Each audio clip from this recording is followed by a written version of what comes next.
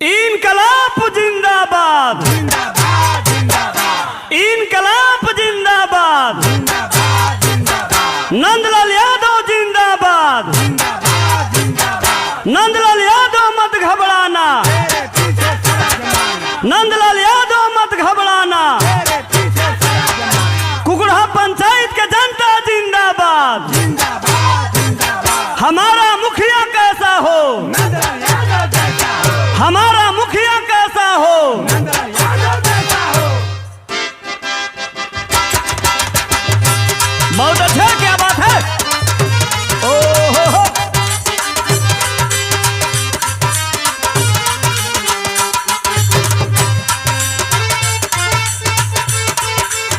क्या बात है।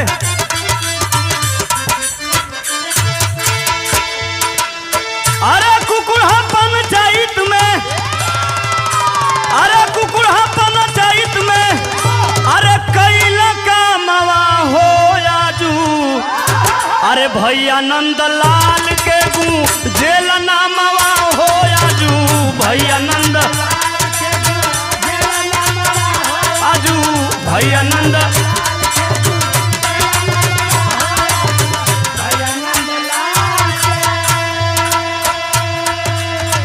पंचायत के लोग आजी दतबा दुहाई, क्या बात है।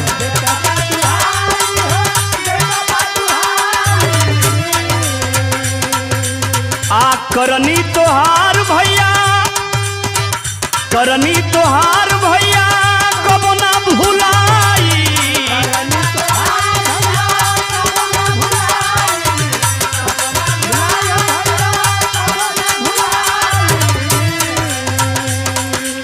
अरे भिड़िया लगेला आजू, भिड़िया लगेला आजू, सुबह शामवा हो भैया यादव नंदलाल के गुजेला नामा हो भैया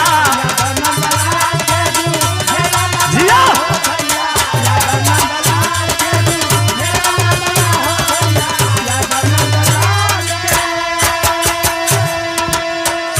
कहेलन लोग ऐसन मुखिया न भइले,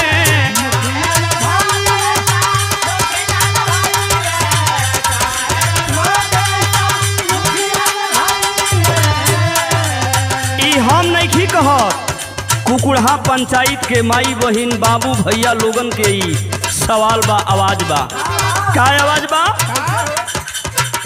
कहेलन लोग ऐसन मुखिया न भइले,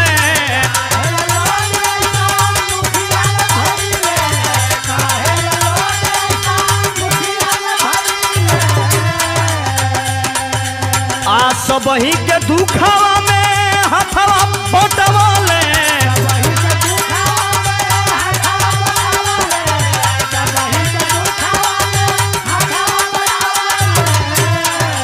अरे फिर रही है मुखिया आज, अरे फिर रही है मुखिया आज, अरे फिर रही है मुखिया आज, भैला जमावा हो आजू, भैया नंद लाल के गू जेला नमावा हो आजू,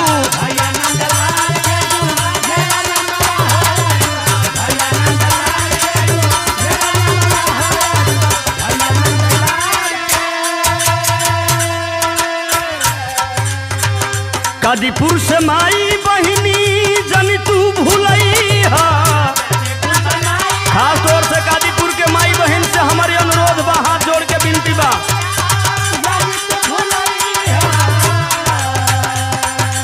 आनंदलाल भैया के गरिमा बचई हा,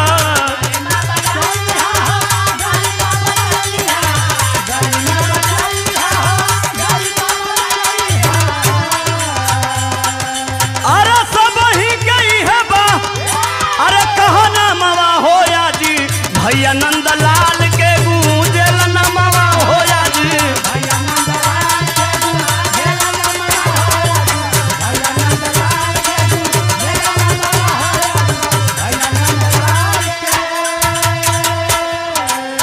बिना जदू वंश के होई न बीरताई,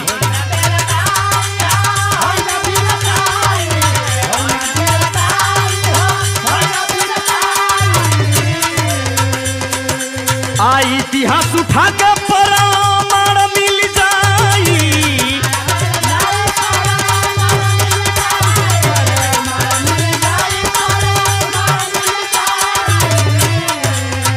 अरे मुरुचा पर कैले हई, ए भैया मुरुचा पर कैले हई। अरे संगरामवा हो आजू भैया नंद लाल के गूं जेल नामवा हो आजू।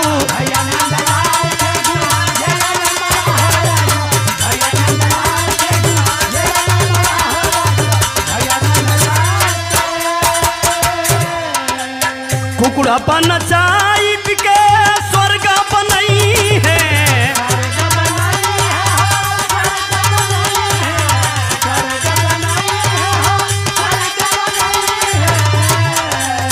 नंदलाल यादव भैया के ई आवाज बा।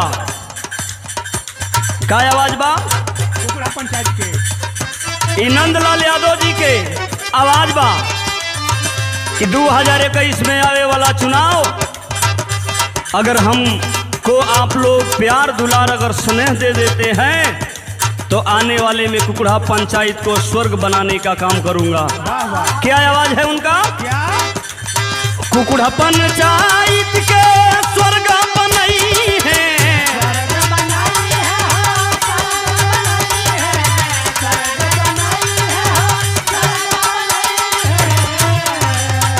गरीबन के दुख दाता काला भगई है।